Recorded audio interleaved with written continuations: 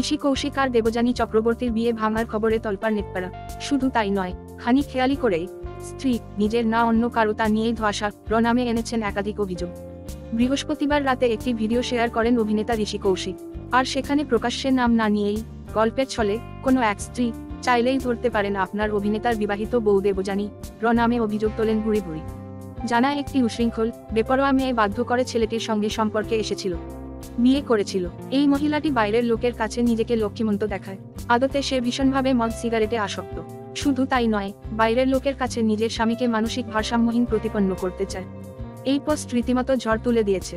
ঋষি কৌশিকের আনা এহেন অভিযোগ শুনে অনেকের মনেই প্রশ্ন, কেন বিয়ের পর 12 বছর চুপ ছিলেন? কেন এতদিন কোনো অভিযোগ আনেননি তিনি? বেরিয়ে আসার চেষ্টা করেননি বিয়ে থেকে? বর্তমানে যখন যিশু নীলাঞ্জনার দাম্পত্য ভাঙার খবর চলছে, তখন কেন তিনিও সরব হলেন? 2001 সালে দিদি নম্বর 1 এর মঞ্চে একত্রে এসেছিলেন দেবযানী ও ঋষি। সেখানে গল্প করেছিলেন তারা বিবাহিত জীবন নিয়ে সঞ্চালিকা রচনা বন্দ্যোপাধ্যায়ের সঙ্গে। সেখানে ঝামেলার কোনো আভাসই ছিল না। দেবযানী জানিয়েছিলেন এক বন্ধুর সূত্রে তাদের প্রথম দেখা, আর তারপরই সোজা নিয়ে নেন বিয়ের সিদ্ধান্ত। ততদিনে ঋষি অবশ্য অভিনেতা হিসেবে কাজ শুরু করেছেন। পেশায় ইঞ্জিনিয়ার। দেবযানীর বাড়িতে অবশ্য খানিক আপত্তি ছিল, তবে পরে সব মেনে নেয় তারা।